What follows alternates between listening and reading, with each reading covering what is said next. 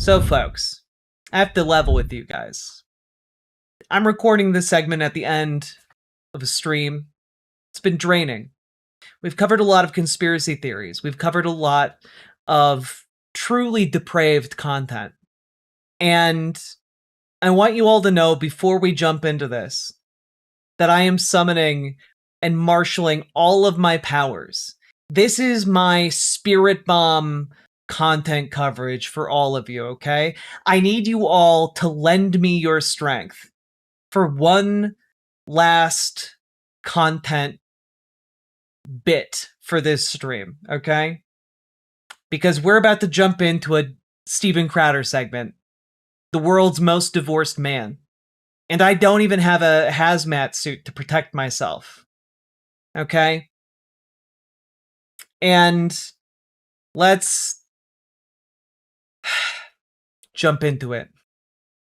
I think we'll survive. I hope so. But just remember, everyone. You have a God-shaped hole. Gird your loins.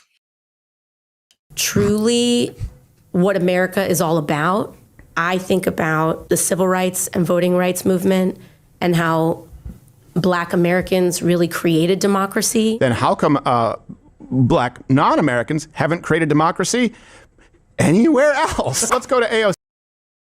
They have. They have. Like, what's incredible about Steven Crowder lately, and I haven't been checking in with him a lot, but the teasers that he puts in like the beginning of the video that are supposed to hook you, he's bad at doing them. Because number one, even in that clip, it's very clear to see that AOC is talking about how like the civil rights movement and enfranchisement of all Americans who are of age to vote was the fulfillment of the promise of democracy, right? Everyone, one person, one vote, you know? And Steven Crowder just like avoids that so he can be racist, right? But also he just revels in his own ignorance because Africa has been home to many different democratic like societies. Like it's a very silly thing for him to say. And it's only possible for him to say because he's an ignorant racist. But let's jump into the full segment. See, here's the thing. I get it. She's kind of an easy sort of foil because AOC she's really stupid. Mm-hmm. And I don't mean that as an insult. I mean that descriptively. She is a very unintelligent person. I think we all kind of know that. Not everybody on the left is, by the way. I wouldn't even say that about Pelosi. She's kind of cunning. Yeah. AOC is dumb, but that doesn't stop her from going out and opining as though she has any clue as to what she's talking about. So I don't know. Oh boy, he's about to run a car into a brick wall somewhere in Philadelphia to try and fake his death. He's about to do like a Charlie and Mac attempt to fake his own death because like he's just on that level of stupid. He's on the level of stupid of an Always Sunny character, but he's a real grown ass man. Like somehow that happened. You know, I don't know how to explain it. I don't know what scientifically happened to make him this way, but like he's about as close as you can get to an Always Sunny character. He's basically Mac from It's Always Sunny in Philadelphia. You know, the early seasons of Mac. And if we could get Dave Rubin in there, like, Dave Rubin would just be Charlie Day. Like, I don't know. I feel like we could make a roster of conservative talking heads that's basically just the Always Sunny crew. But unfortunately, they're very real and not played for laughs. So much of this is a fact check as it is, all right, she's actually delusional. Here's how. We haven't done this in a while. It's time for Deep Thoughts with Comrade Cortez.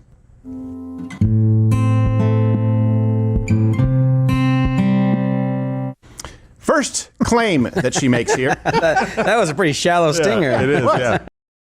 Man, Sometimes it's really obvious that he pays these people to laugh at his jokes.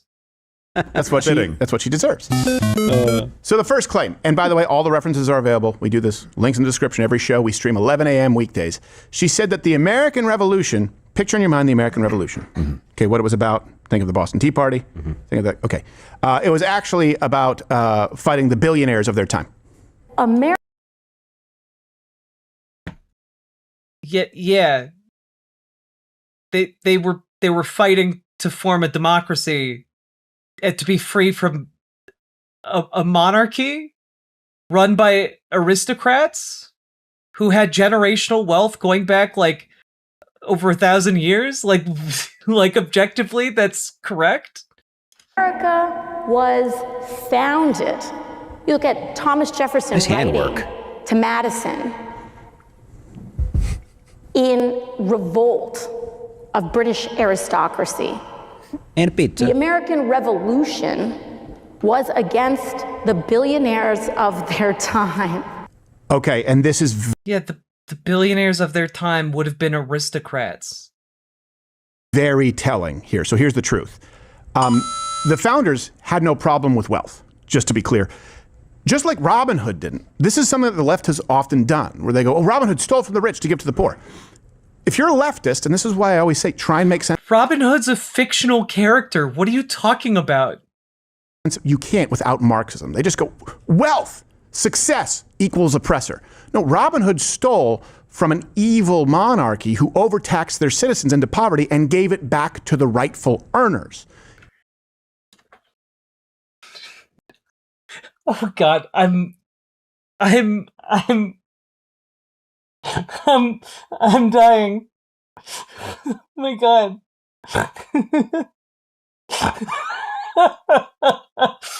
This is the funniest thing I think I've ever heard Steven Crowder say in my life. I have to hear him say it again. Who over equals oppressor. No, Robin Hood stole from an evil monarchy who overtaxed their citizens into poverty and gave it back to the rightful earners. So you could say, you know, an evil monarchy that exploited their workforce, the pool of labor that created the wealth in the first place. And Robin took that wealth and redistributed it back to the working class that actually makes the wealth.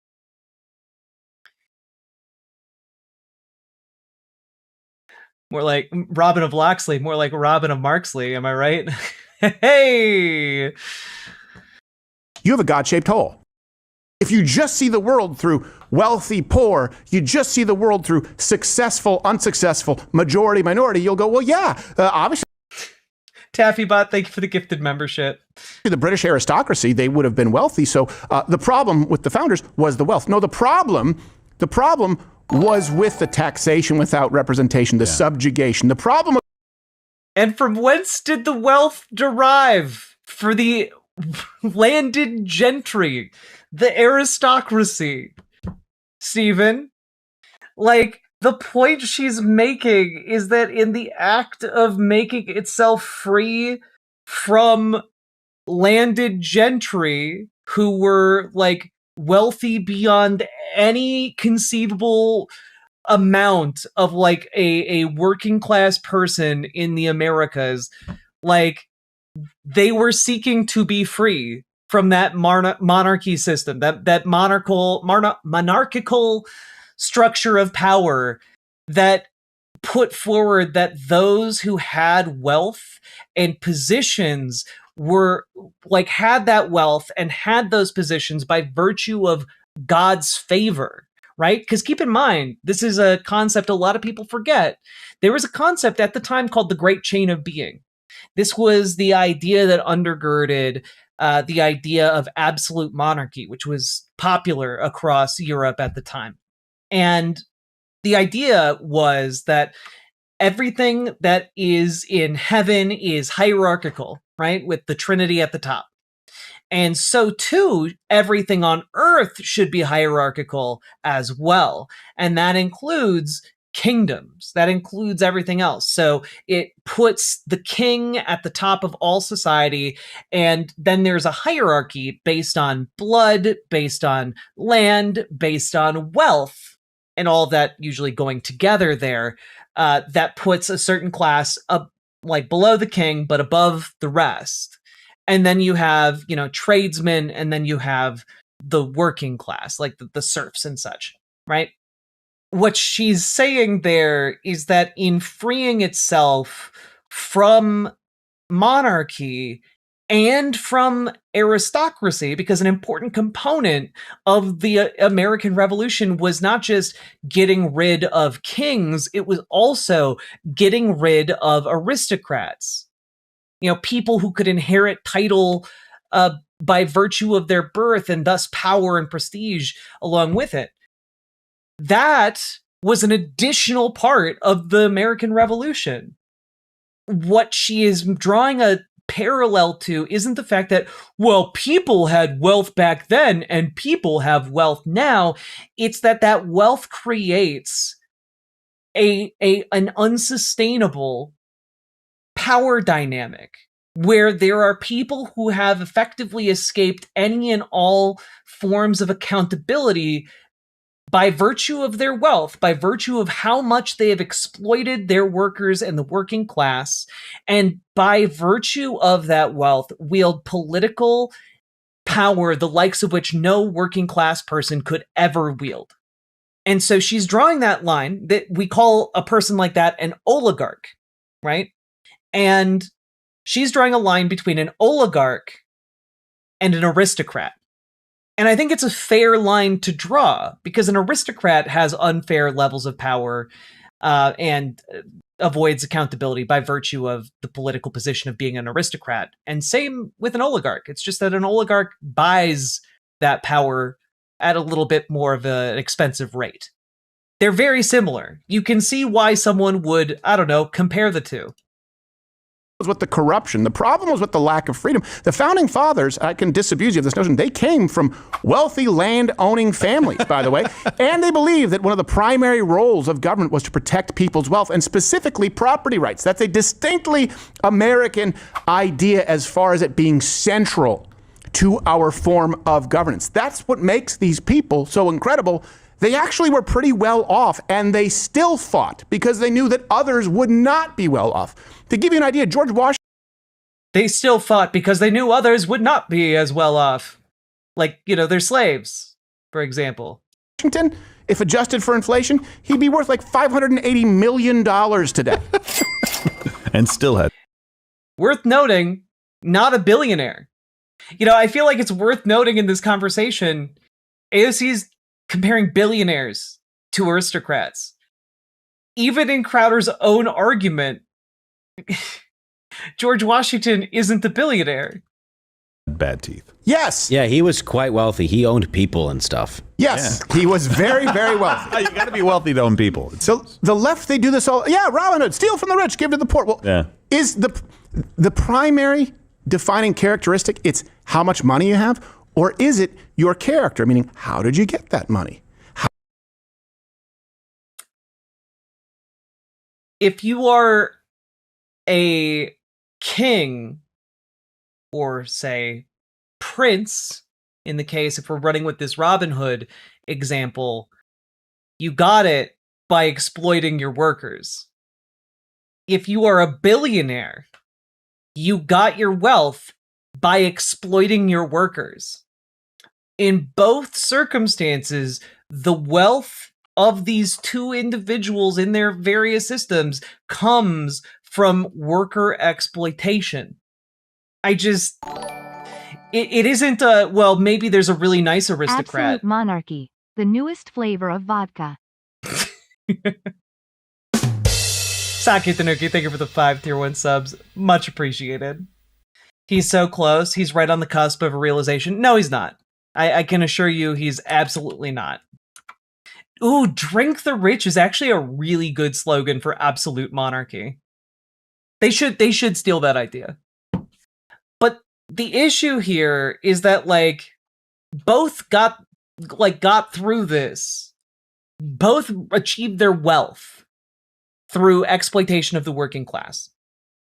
The issue is with American oligarchs, theoretically, you have a remedy in the form of, taxation. You tax them, and so they no longer have the amount of power to like corrupt society, to buy political favors, et cetera, et cetera, et cetera. We aren't doing that though. And instead their wealth is becoming more and more consolidated, greater and greater power being concentrated into fewer and fewer hands. And what that starts to look like is a system very similar to an absolute monarchy, where effectively control of the country is jostled around by a few wealthy families as opposed to a few aristocratic families. Like, it's basically the same problem with a different veneer. And so when he's talking about like the character, the criticisms of our like capitalism are not predicated on the individual character of people who happen to have money, right? It's criticism predicated on the system that relies on exploitation to enrich them in the first place, right? You could have someone theoretically who's a very nice billionaire, who's just a swell guy, and that doesn't change that the system is bad, right? Like, theoretically, there could be like a good person who operates within an evil system. It doesn't make the system less evil. I hope that makes sense when I put it that way. How did you accrue that wealth? What did you do with it? Right? If someone actually accrues that wealth through legitimate means and then wages a war, a revolutionary war, for example, so that other people... Well, I mean, it also really depends on what you mean by through legitimate means. For example, Washington derived a lot of his wealth by stealing the labor of unpaid slaves. Is that legitimate? I don't think so. Like, if we are only deciding what is and is not legitimate on the basis of, like, is it legal, then, like, it was legal for Prince John and the Sheriff of Nottingham to tax the people in the way that they did. But you were okay with Robin Hood stealing from Prince John and the Sheriff of Nottingham because it was unjust, right? Even within the examples he's giving, he's already lost on his on just the things he's pointed out himself. Who come after Crowder is still relevant. Yeah, he gets about 1 million views per show on Rumble. After them can also... He's doing better than a lot of the Daily Wire folks. Gain, can also grow their wealth. That is indicative of character. That's something we want to emulate. That's what makes... I'm sorry, wait, what? What was that? I'm sorry, what was that, Stephen? A revolutionary war, for example, so that other people who come after them can also gain, can also grow their wealth. That... Except, for a notable group of people who were denied the ability to build systemic wealth and generational wealth on the basis of their skin color. Notably not that group of people, really. Is indicative of character. That's something we want to emulate. That's what makes America so unique. She just goes, like Karl Marx, wealthy, bad. Poor? That's not what Karl Marx wrote. Like, Karl Marx was describing how capitalism works. How the system of, like, capital actually functions. And he did a good job of it, which is why in universities, even though they are not socialist institutions, they still teach Marx, because he was able to eloquently describe capital. And it wasn't at the expense of my pregnant wife's labor or anything. She does nothing. Yeah, no. She does nothing. That doesn't work for me either, Sake. Sake Tanuki, thank you for the 5 tier 1 subs. Good. Therefore, the problem with the British was wealth, not the royalty, and not the violation of basic foundational rights. No, and that's what the founding fathers put on the line. If you read the rest of the Declaration, their lives, their treasure, and their sacred honor that they were pledging to this cause, like they have. Whoever hooked me up. Oh, Quesadilla, thank you very much for the $5 super chat. Very much appreciated. But also, like, I'm sorry, part of the issue when it comes to aristocracy is the concentrated wealth made off of the exploitation of the working class. That is a huge part of the problem and the power dynamic at play that the founding fathers were trying to move away from. A lot to put on the line. Not just their lives. They were just poor people that were like, crap, I don't have any food. I'm going to do a revolt. They were like, hey, we got a lot here. Life is good. Right. Yeah. Famously, the Revolutionary War only fought by those guys and not anybody else in America who was poor and working class. I could live here for the rest of my life. My family's going to be set for generations.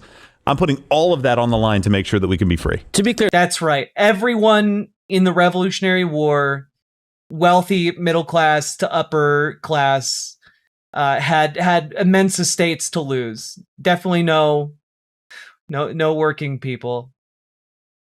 there were a lot of people like that were fighting. Of course, a lot of the leaders were rich and everything, but these. Thank you, Random Gremlin Man. The guy on the ground every day. They weren't necessarily going, hey, I want to fight the billionaires, fight the rich. They were just like, hey, it would be nice to eat this month. Yeah, exactly. And you know what you need? You need people with some form of power or wealth to fight the world's biggest superpower. People like Washington, people like they could have sat back and enjoyed the spoils. They would have been fine. Yeah. They effectively could have been kings, could have been royalty of the New World. They said, no, we're not going to do this because of other people. Washington in particular, he fought for the British. Yeah. Before the Revolutionary War started, he was a British general. Or maybe not a general, but he was a British officer. Mm-hmm. Yeah. Then he chose went to switch sides. Nuts around Christmas, crossed an icy river, and they were like, holy shit.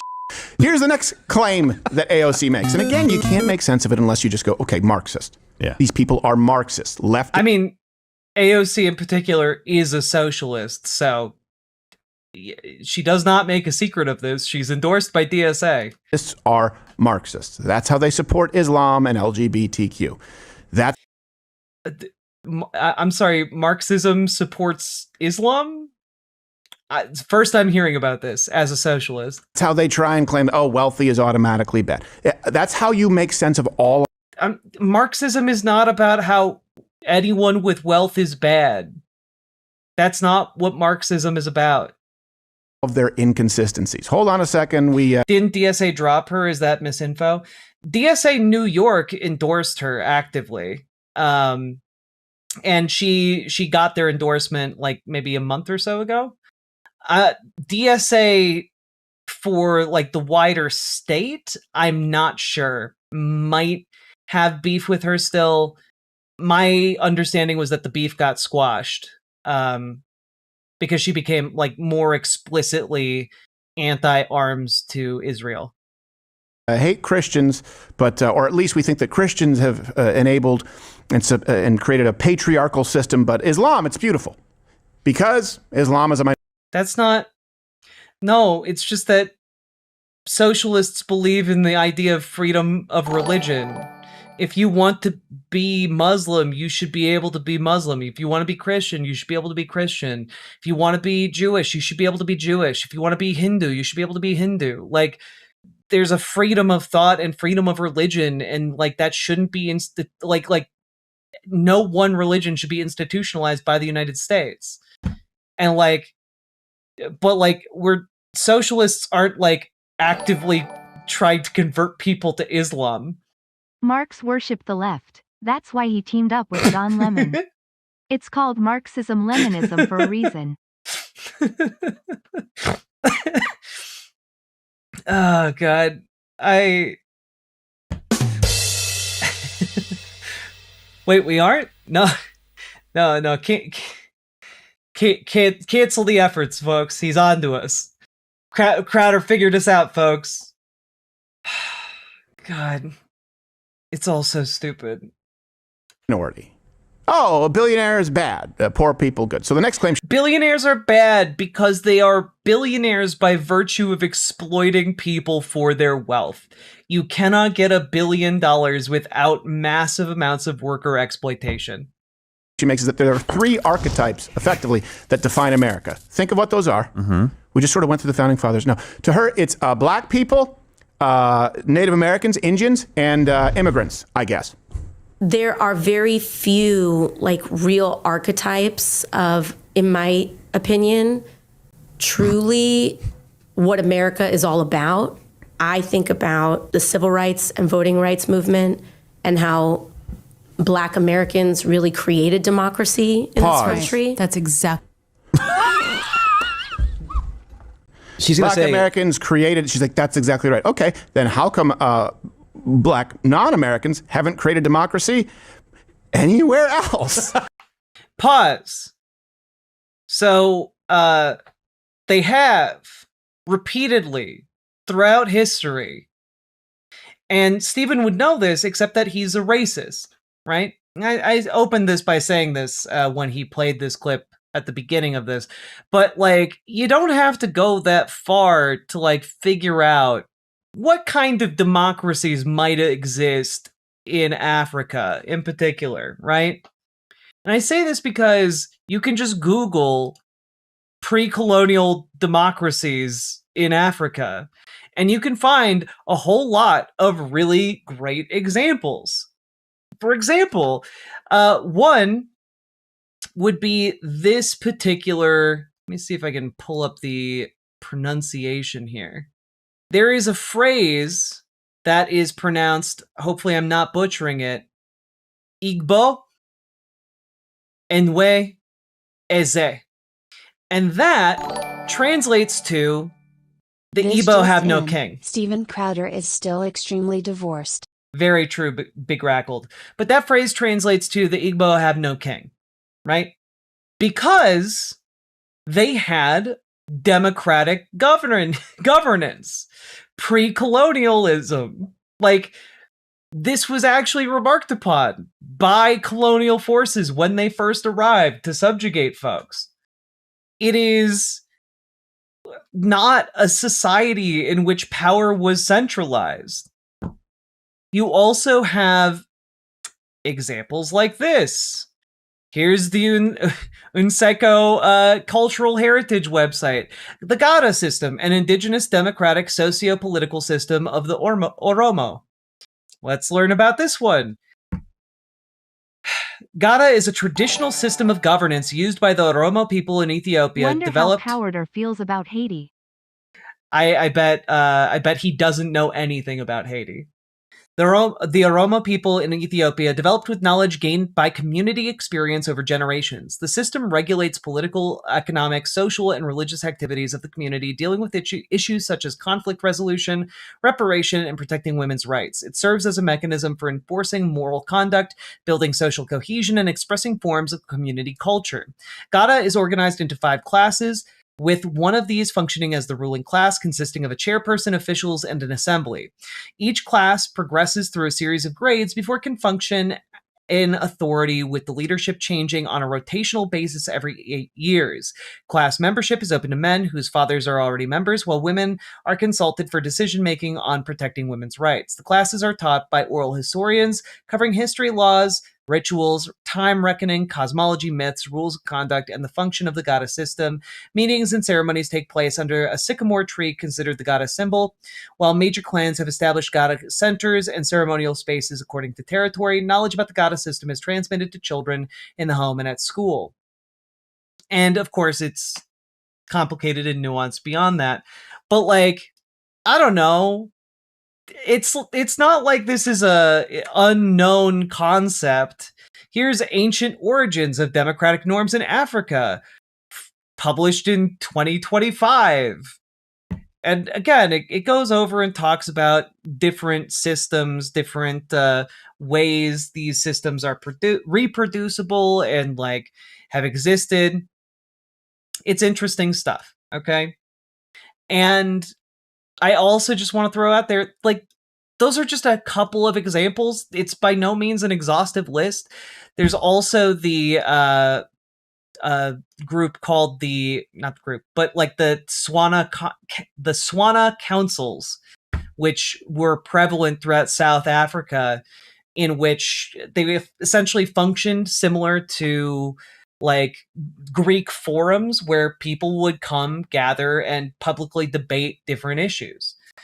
There's a whole lot of these democratic structures and concepts embedded in indigenous cultures across the entirety of the continent. And this decentralization of power and emphasis on democratic value, a lot of more recent research has kind of lent credence to the idea that this reliance historically on democracy and democratic principles is actually what allowed for a lot of resistance across Africa to colonialism to really take on a life of its own, right?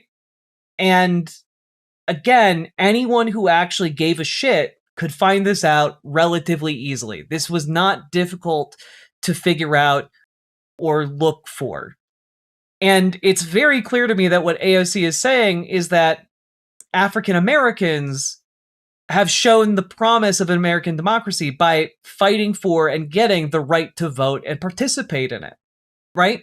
That's one of the reasons she's talking about African Americans as like an archetype of the American experience of democracy, because they are, in essence, one of the groups that worked hard to fulfill the promise initially posed by democracy here in America. No, but there's no. Yeah, just here. Spoiler: every continent had a precursor to modern democracy. What about Antarctica? Checkmate, atheists. forgetting about Just here, they created democracy. no, Barbados probably. Right? Yeah. Sure. Let's continue. Exactly right. How they literally made something from nothing. It is just beyond me. I think about how Also, Haiti overthrew its slavers and set up a democracy, of course. Like, I don't know. Like, they came so close in their racism to almost saying something that was correct just by sheer happenstance. like Beyond you. Native people have survived and preserved and treasured Windex. their culture. I think about God, I hate Steven Crowder. This is my biggest pet peeve. No one group in history invented democracy. It's far older than monarchy, because how are you going to convince 30 people you're the king with your weak flesh body? Exactly, David Cliff. Like, it's one of the reasons I'm fundamentally optimistic about the human species, right? Because when you really boil it down, the entire history of humanity has been possible because of cooperation. It's been possible because people have cooperated with one another and figured out how to live in harmony with one another. And I think we can do that too, here and now, right? And like, ultimately, the worldview of people like Steven Crowder is one of subjugation. Like, shut up, you are lesser, we are better. We should control you. We have the right to control your body. AOC here is talking about how Indigenous Americans have fought and died to preserve their culture, to be able to live, really live. Like, there was an ongoing genocidal project in this country for a very long time. It's, where you get the, kill the Indian, save the man. This project involved systematically destroying everything that it could get its hands on about indigenous culture. It stole children, it cut their hair, it robbed them of their language, it robbed them of knowing the names and faces of their parents, it robbed them of, being able to know their belief systems. This was an incredibly dedicated effort. What she is highlighting here is the success of Indigenous people to hold on, to survive, and to continue their tale. It is a story of perseverance. It is a story of resistance. I think it's one that we should be sharing more to prevent anyone like Steven Crowder from ever being able to speak like this about Indigenous people ever again.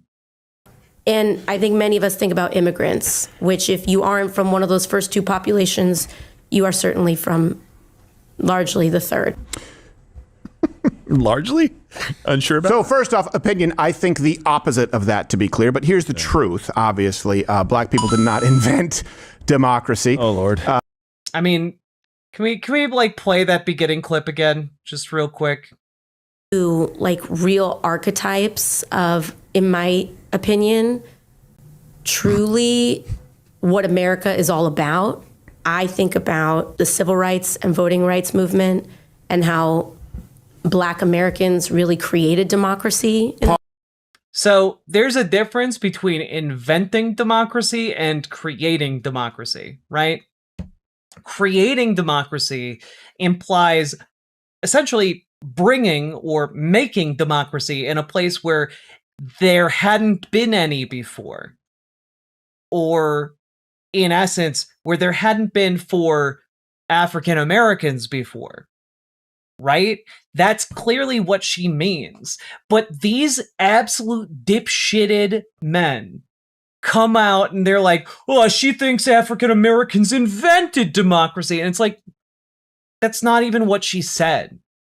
You guys have such hatred in your hearts, you can't even hear the words she's using. You can't even understand her. Like, it's genuinely insane. Deranged and delusional behavior from conservative men. Largely? Unsure about So first off, opinion, I think the opposite of that, to be clear. But here's the truth, obviously. Black people did not invent democracy. Oh, Lord. The people here, the founding fathers, knew that they had to reconcile slavery. That's why you look at a lot of them. They couldn't free their own slaves while they were alive, but did so upon their death. Right. They State created laws. a system that led to prohibiting the banning of voting on race alone, for example. Like, it took a while to make some of the progress, but these... No, this is bullshit.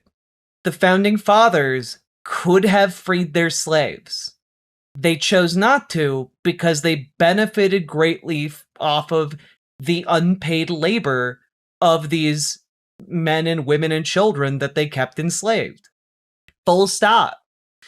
On top of that, like, they didn't put in place systems that would ultimately free the slaves across the country. We had to have a civil war about it.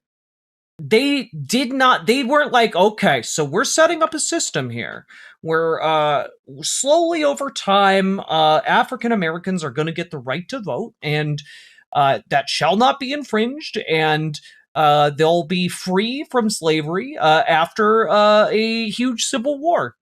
They didn't set up that system because it's not a system. It's just a series of things that happened that then Steven Crowder is retroactively saying was a system. I'm going to start calling Steven Crowder Bad Faith Benny. Go for it, Meow. Thank you for the $5 super chat. conversations were taking place very early on. Yeah, they were having conversations. They had conversations. They had a lot of conversations. But conversations isn't action. Conversations isn't systemic like reform. Conversation isn't the same thing. Okay, in 3, 2... Whoa. What are you doing? What are you doing? Lobotomies. Giving each other lobotomies. Why? Joe. No, why are you giving it a lobotomy? What are you doing? Because we have to get amped for the show, get focused, get energy. That's not what a lobotomy does. Here, just try some strange animal brew from Blackout Coffee, okay? It really does make sense if they're giving each other lobotomies before the show. That would explain a lot of the words that come out of their mouths. Democracy in the United States. It's a representative republic. But here's people who created the modern, free sort of Western state. Just real quick, just really want you all to know, a representative republic is a democracy. That's a type of democracy. This entire conversation is really stupid, and I can't believe in 2026 we still have to have it with these people who have failed their civics courses. It's a representative republic, not a democracy. What do you think a republic is? A republic is just a name for a place and a state based upon political power that resides with the people. Because we are represented by different people we elect, it's representative instead of direct. But republics are democracies. He's white knuckling it. That's really good. I like that a lot. Thank you. Rye. So a lot of people think bourbon is the American drink. Rye was actually grown quite a bit more in the North. That's why, Canadians like to call rye Canadian whiskey. Do you know why that exploded? Do you know why liquor exploded? These people came from a place where if they had any surplus, it went straight to the king. Right, went straight to the people taking the taxes. So then they're here in the United States. They have these huge, just acreage of farmland. They go, well, we have all this extra rye. What do we do? I go, well, I don't know. Do whatever you want with it. Like, I can keep it. I can do whatever I want with it. And without modern refrigeration or preservation methods, guess what? Yeah, it is like saying we're not a store, we're a Dollar General. Yeah. Is the best way to make something of that yield of rye. That's why rye and bourbon exploded, because for the first time, that's why it's a distinctly American drink, they could actually keep their own surplus. And the people in charge would have had a vested interest in taking it and said, look, I don't know, do whatever you want. I have nothing to do with your rye. Founders were the ones who fought for this country, and by the way, enshrined it into law, knowing that slavery was going to have to be reconciled, and then the laws progressed. One thing black people did invent, however, as it relates to government, is the filibuster. Or at least that word sounds like a black person invented it. And we have an old interview of footage here to back it up. And they was asking me to do something, and I was just like, nah, I'm just gonna sit here and do nothing. I call it filibuster, you feel me? And they can filibuster for like a really long time, and it's super easy for them. It's a very verbal culture. Verbose, even. Here's the next truth. This is really frustrating on a number of levels. That was just racism, just straight up. Like, the filibuster is essentially a product of a clerical error where they tried to copy the rules of the United States House of Representatives into the rules for the Senate, and they did it wrong, right? The reason there was a rise in the use of the filibuster was not because of black people.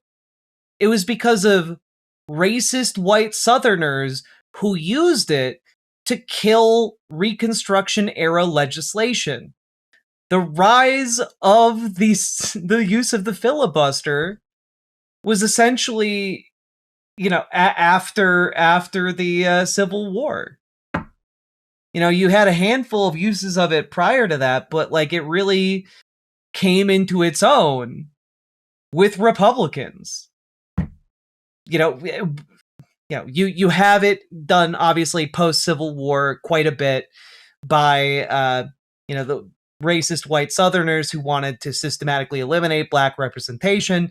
But then, of course, you can fast forward to the Reagan years, and essentially from there on out, Republicans relying on the filibuster to effectively block any kind of progressive legislation. And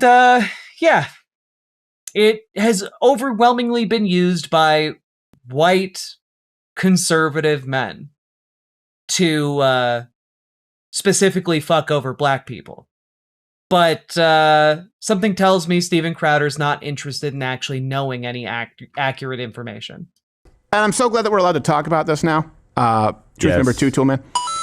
Native Americans. It was Democrats who created the Jim Crow laws. True. Because Democrats back during that time were the conservatives.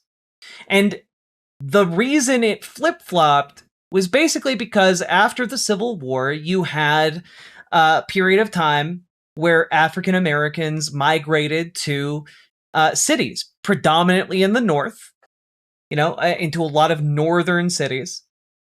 And you eventually have this recognition by politicians that there is a sizable number of people in these northern cities who are free and have the right to vote. And if they are able to court that vote, they can win and maintain political power. And so what winds up happening is, not to say that, politicians in the North weren't racist, but they also acknowledged that in order to win elections, they couldn't ignore this black voting bloc. And so they shifted. That is the primary mechanism of what is termed the party switch, right? And over time, it's Democrats realizing that in order to maintain control over these party machines that they've built, they need the support of African Americans in their cities. And you have at the same time the formation of the Southern Strategy, of course, largely after the loss on the civil rights movement and segregation.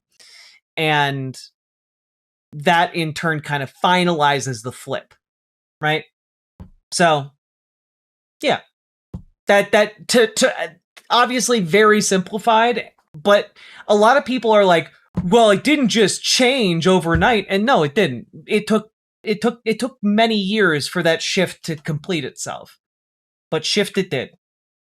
Democrats are becoming conservative again. The party insiders are moving right to win over the independent voters.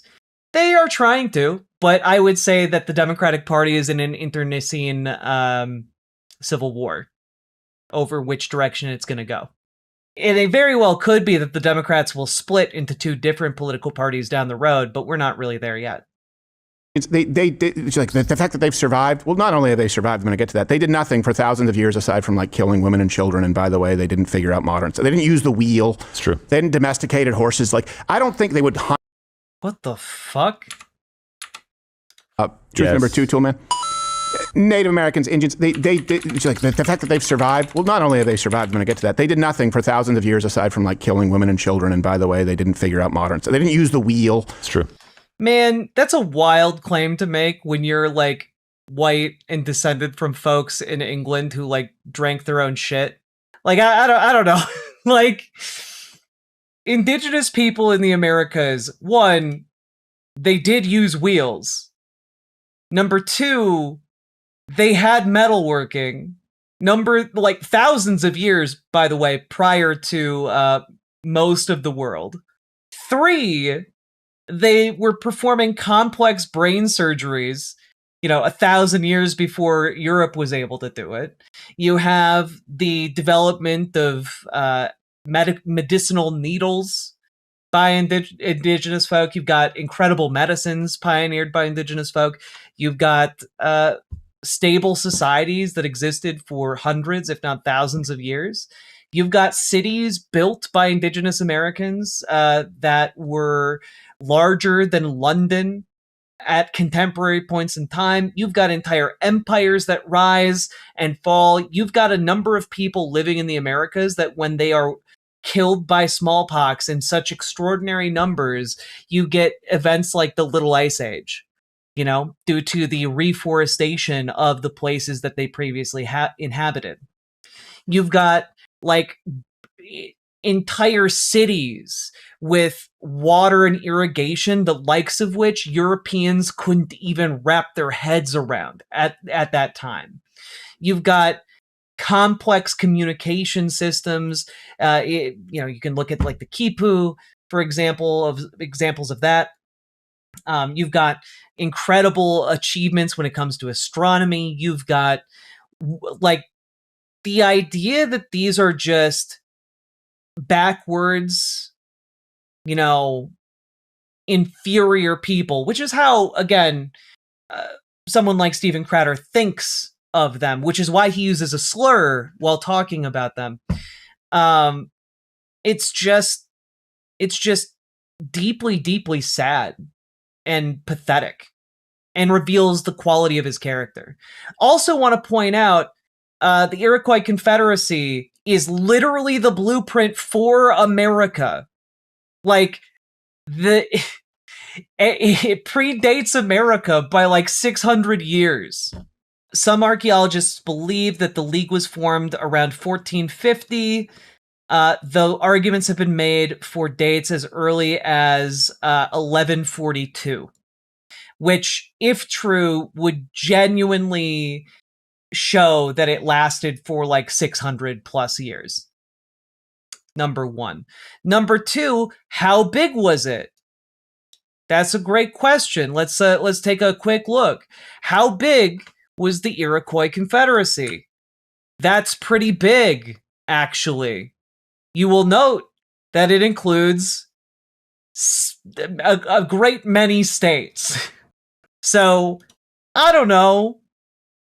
It's largely credited as one of the oldest, like, democracies on the planet.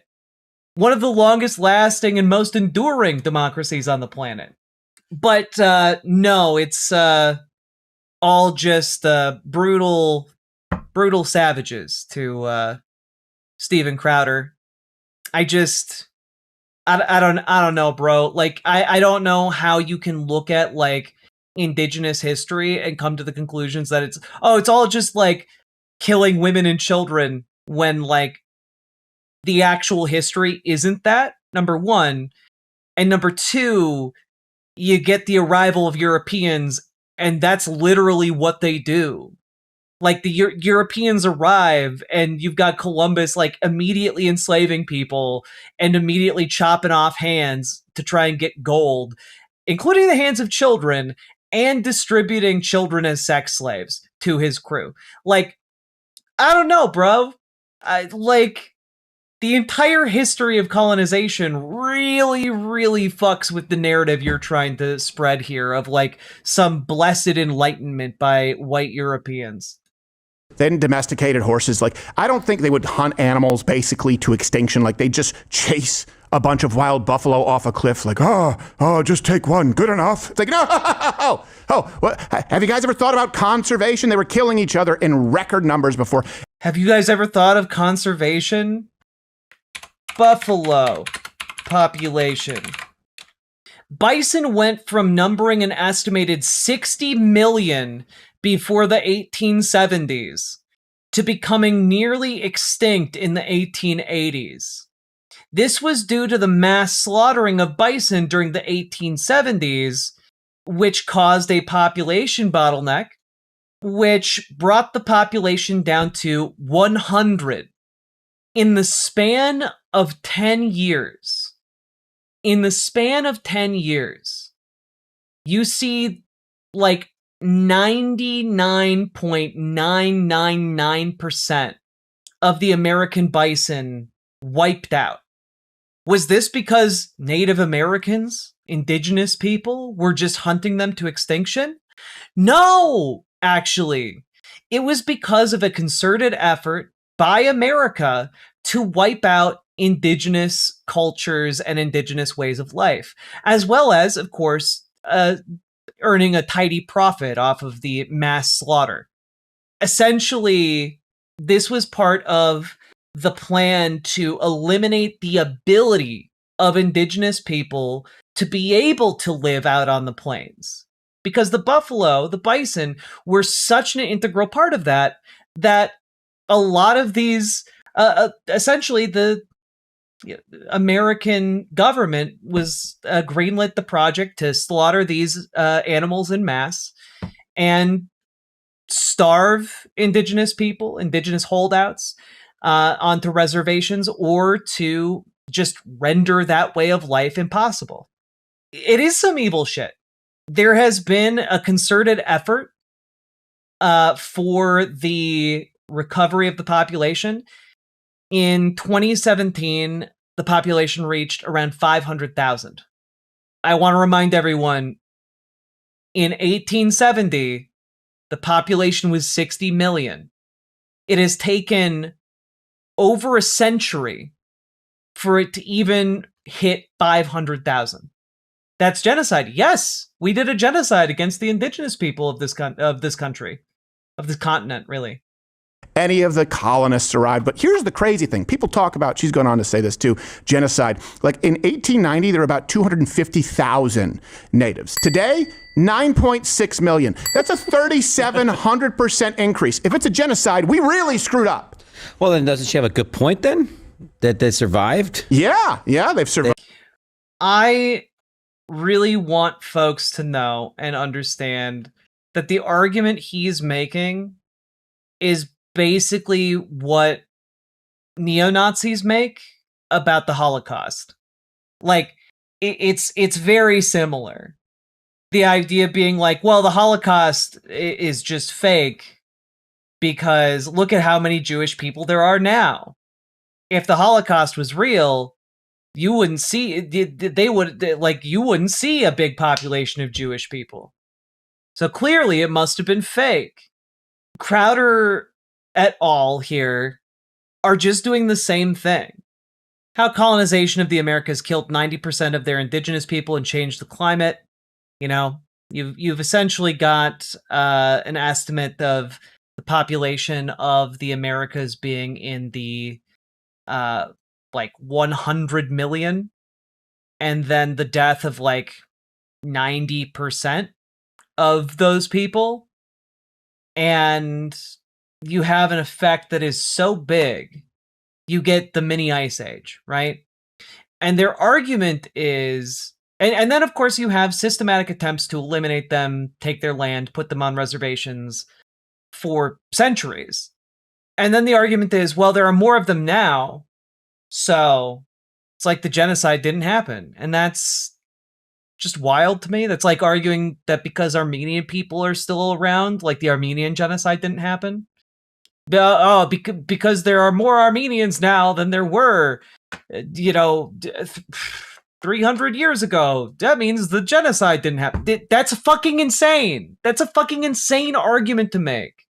Survived and thrived? They actually did better because we came here and now we have Christian mission groups that teach them how to fish. Oh, they stopped sacrificing and eating each other too. Yeah, we stopped in South America. I mean, here's an example. This was one of the charts I found that isn't great, data from 1994, but estimated population sizes, decline of the Illinois Indian population from 1677 to 1765, right?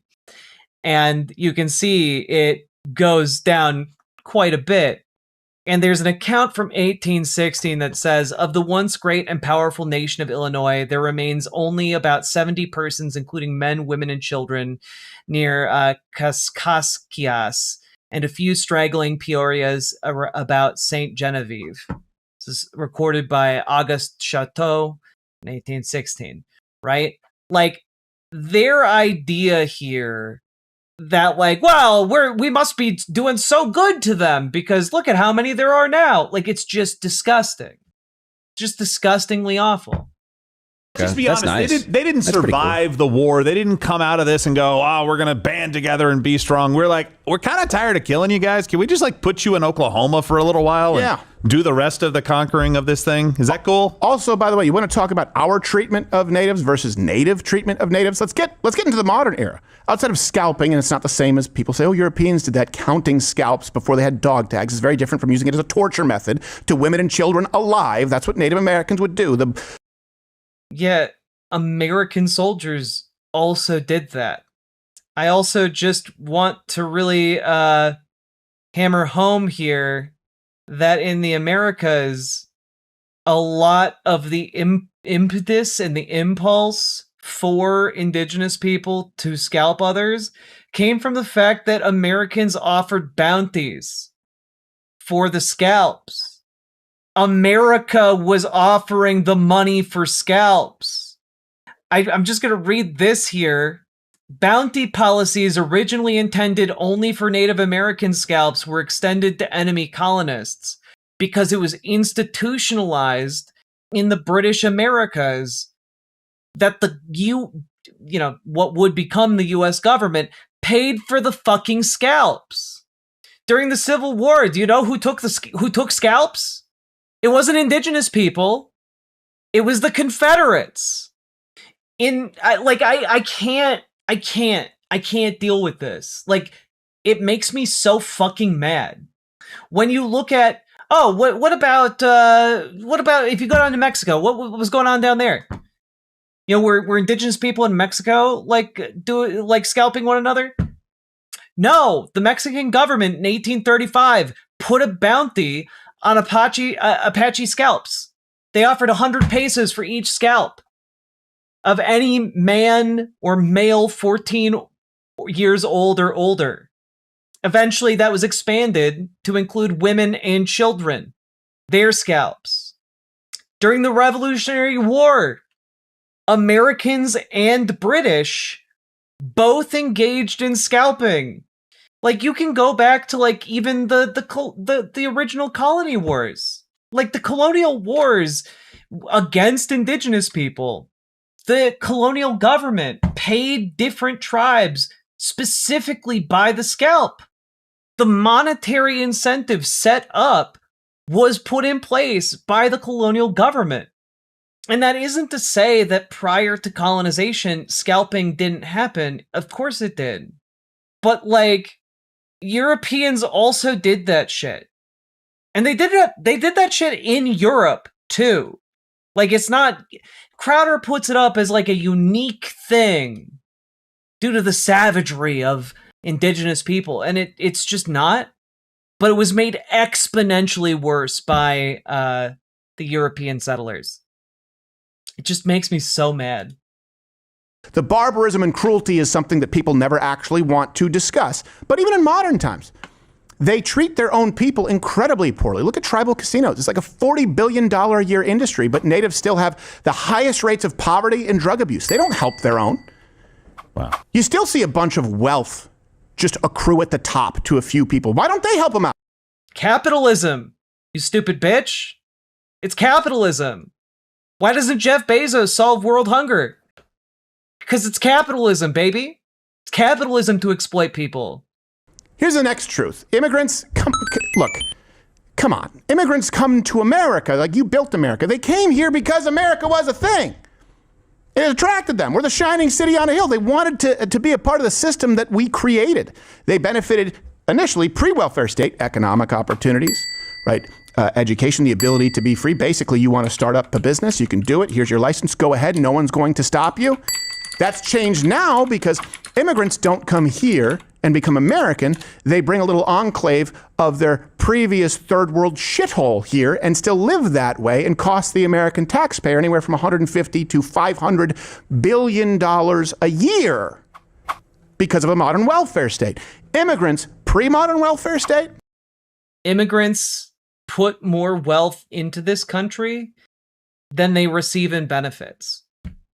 Even the most conservative estimates for the effects of immigrants on the US economy, even the most, like, in favor of Steven Crowder's ideological position studies, show that immigrants contribute more to the United States than they get in subsidized benefits. Immigrants, especially undocumented ones, do not receive benefits by and large. You have to be a citizen in order to be eligible for many of the kinds of benefits that the United States government offers. And yet undocumented immigrants and documented immigrants both still pay into the system. They were risking something because they wanted the opportunity and the freedom. Immigrants post-welfare state build nothing. They come here to take. And Democrats want to. They don't take. Maybe I can make it make sense in a different way. Hey, folks, does anyone have any idea how long does it take for a U.S. citizen to become a productive member of society? Someone who doesn't take resources to create. Anyone? About how long? 45 years? Too fucking long? 61 years? 20 years? 18 years. Bingo, brass man. It takes 18 years to raise a child to adulthood in this country. And at the age of 18, they can enter the workforce, fully and completely, right? But that 18 years is spent training them, educating them, feeding them, clothing them, giving them shelter, giving them medical care, right? That is a lot of resources. That is a big investment into creating a person who can engage in the workforce. How many years does it take for an adult immigrant to get trained to do labor in the United States? Anyone want to take a guess? Come on, take a guess. 1 day, 1 week? Yeah, they come with expertise. They come already being able to fully engage in our workforce, right? So on the one hand, you have people entering into our economy that need 18 years of investment, 18 years of support from the US government before they become profitable.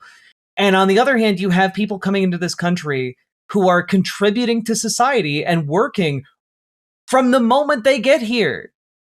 And oftentimes they are not receiving the same kind of benefits as American-born people. And they aren't benefiting from the 18 years of investment prior to them entering the workforce here in America. So Steven Crowder here is just deeply incorrect in a way that is patently obvious to anyone who has thought about this for like 5 seconds. Give at your cost, the American worker, so that they can buy votes. Also, the United States loses $200 billion a year in remittances, just to be clear. People come here, don't learn the language. I love this argument, by the way. Like, the United States loses $200 billion a year in remittances.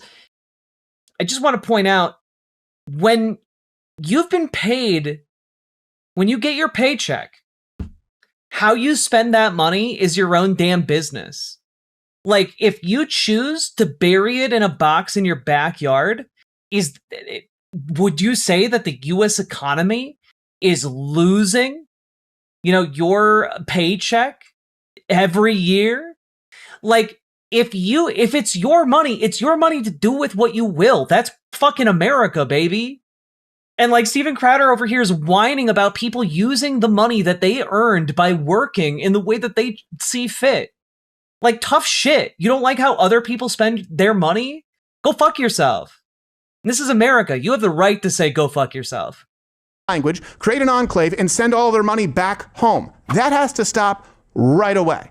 Why? Do you not have the right to send money to other people in other countries, Steven?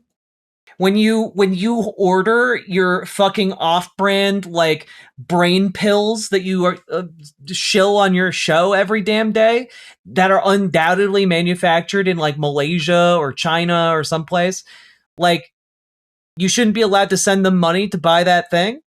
Or is it just because, well, the money isn't being used on a product, it's being sent to my family who live in a different place? Like, the hypocrisy is staggering. Everything she says is wrong. If you took just black people, just Native American people, and just at this point random immigrants, which doesn't even make sense because the United States wouldn't exist if these were the only people who... Is it me or has he gotten stupider? He's gotten stupider.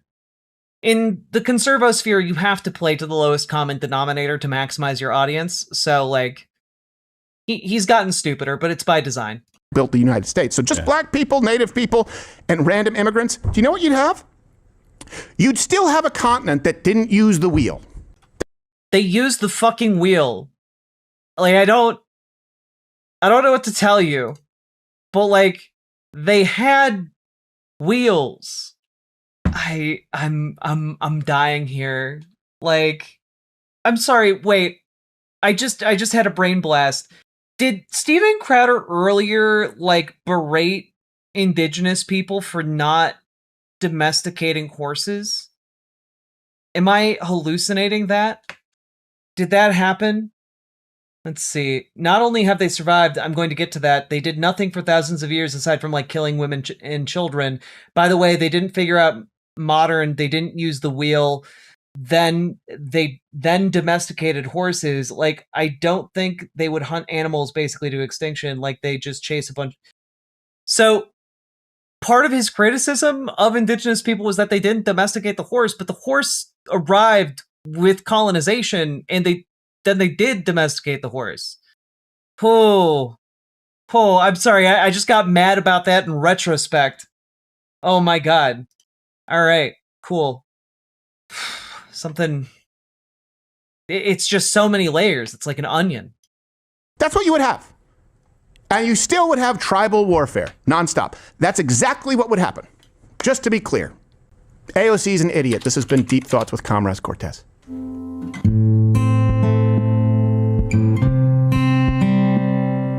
Comrade Cortez. Comrade. By the way, David Axelrod did try to ask like a really probing question, because most of the interview that we saw towards the end was the one that sparked a lot of the controversy, where she said nobody can earn $1 billion.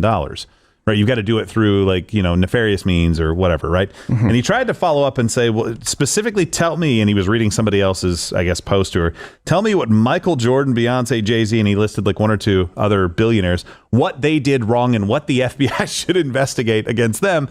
And by the way, are you okay with George Soros being a billionaire? Because he is somebody that obviously supports a lot of your causes that you have been very close with. And she pivoted immediately away from that. And she's like, oh, you can't look at specifics. I'm just talking about the system. What? Exactly. She said that's a red herring. When you try to drill down and go through this, it's a red herring. Yeah. When you try to drill down and go, okay, tell me what about the black civil rights movement created democracy in the United States? Well, now that's a red herring. Yeah. What?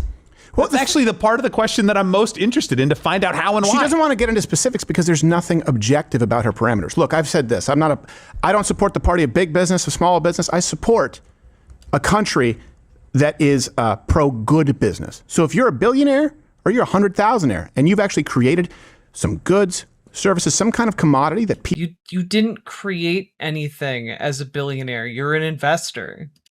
Like, you didn't create shit. You aren't providing the services. You are paying other people to do those things.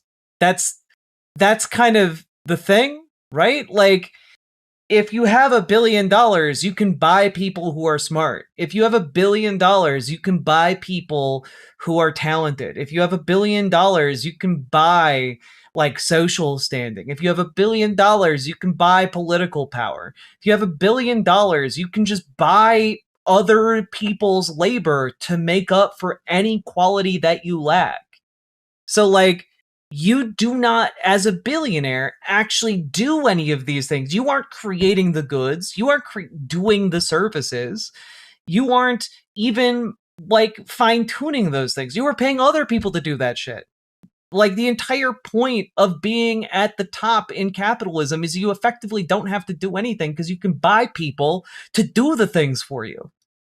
People have determined is worthwhile and have agreed on a price in a given market. Great. Right? There's nothing illegal there, and everyone actually benefits. The problem, this is objective, is if criminality is involved or bailouts, government coercion. Yeah. Why? Those are legal. You just said as long as there's nothing illegal going on. We see lobbying where they're doing it at the cost of other people who don't receive those bailouts. So yeah, I would agree. You can't earn billions of dollars in the banking industry if it requires bailouts. These CEOs can't even earn hundreds of millions of dollars if it's American Airlines or if it's GM, by the way, who should be bankrupt. That is not earned. What would be earned would be brokenness, would be poverty, without you, the American worker, bailing them out. But I have objective parameters. Hey, if someone, I don't know, invented some type of plastic that's used for modern computers and it ends up becoming the industry standard because it's incredibly effective and durable and he becomes a billionaire, guess what? None of my business, because people have chosen to purchase it. You can do it with anything. You can do it with insulation in homes. I knew a guy who made millions, I don't know about billions, burger patty machines. Yeah. And the wax paper that separates frozen meat. He saw a need for something and filled it. Objectively, that... Yeah. No one else could have figured out wax paper for frozen meat. He made all the wax paper himself, folks. Is fine. There's nothing immoral about it. I can say there's something immoral in gaining billions of dollars through coercion, which is what government subsidies are. Government subsidies are not coercion. Coercion is do this or something bad happens to you. Coercion is not do this and something good happens to you. That's not coercive. What is coercive is capitalism's fundamental driving principle, which is if you don't work, you are going to suffer and die. That's coercive. That is the coercive element of capital. The underlying and ever-present threat of deprivation and destitution is coercive. It's what keeps people in jobs and continues to allow them to be exploitive, because otherwise they are afraid of what will happen if they are destitute, if they are unemployed. Like, this isn't difficult, but if if Steven Crowder's issue is coercion as a concept, then he should become Comrade Crowder. But something tells me Steven Crowder's very comfortable with coercion, as long as it's not, dastardly government subsidies. She doesn't have that. It's about a feeling. I don't feel. That's how Bernie Sanders went from the millionaire class to the billionaire class, because now he's in the millionaire class with 3 homes.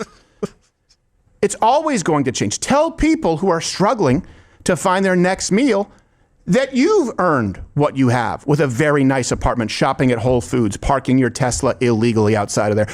Tell them, like, no, I've earned this because I was voted in New York and I've produced nothing of value.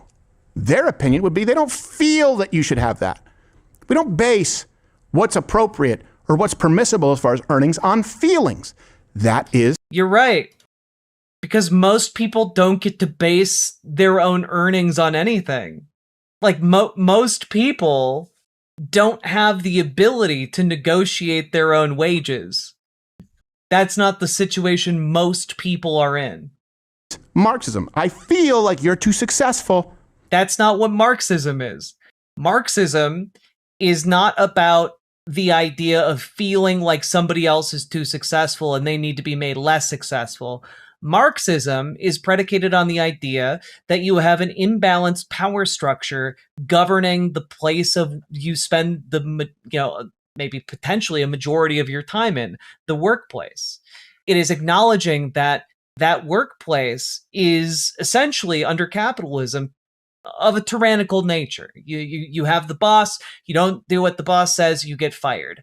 Or you have no say in how the proceeds of your labor are used, much like a serf in, the era of absolute monarchy, right? And you are coerced into staying in this job, otherwise you will suffer, not because someone is necessarily going to come and beat you, but because the pangs of hunger, the discomfort and suffering of exposure, they will come and do the beatings for the boss, right? The critique of capital is this coercive element. And the critique of capital is this power imbalance, which can be rectified, as it was by the American Revolution, with democracy. You can rectify tyranny with democracy. And so Marxism and socialism, not about, we want that person to do poorly because he's doing too well.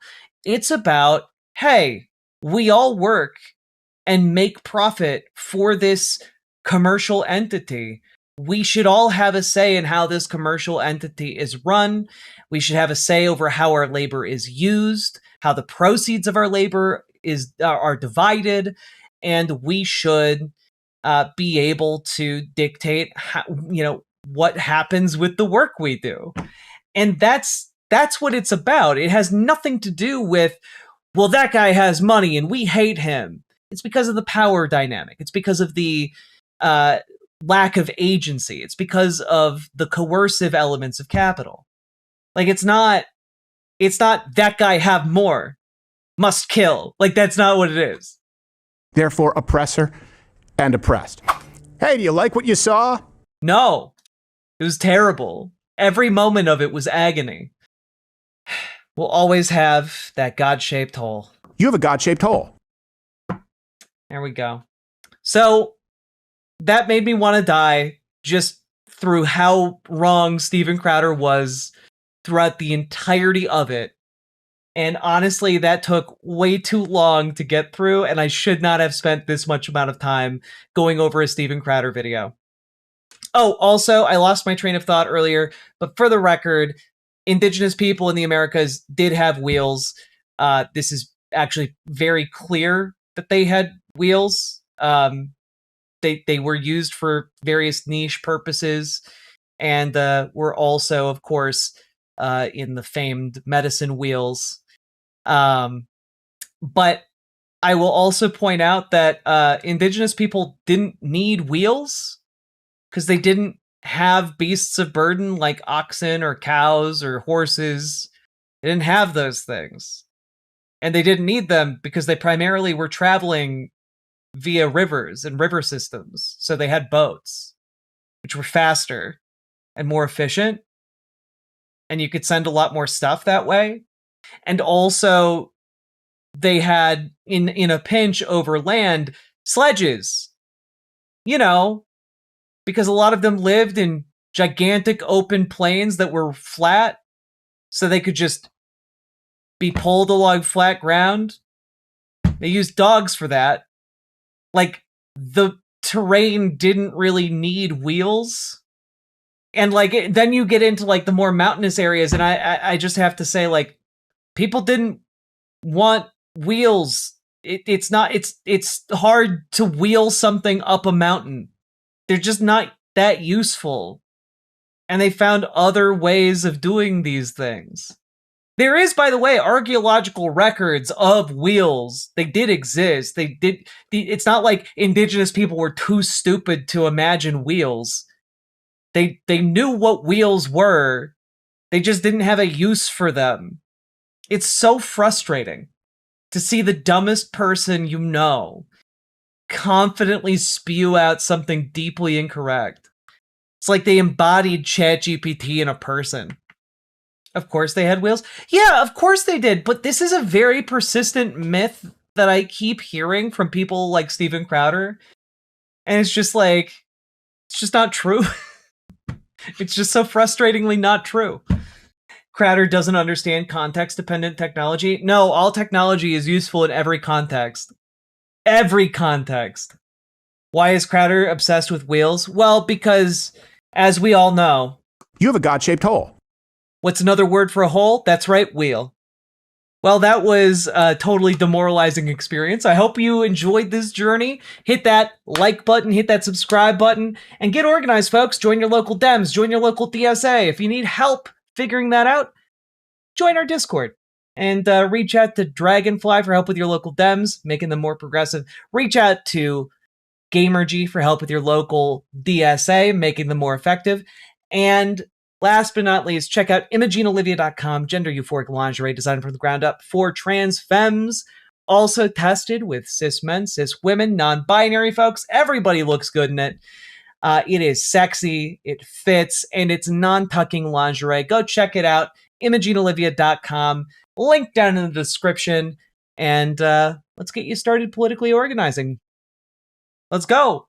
Riverboat Jack is coming to town. All the viewers gather around. Twitch and YouTube and swishy streams. All that content is bursting the seams. Politics, gaming, and plenty more. Your sense of fashion you'll adore. So grab your stuff and hop aboard. We're going straight to Jack's Discord. Riverboat Jack.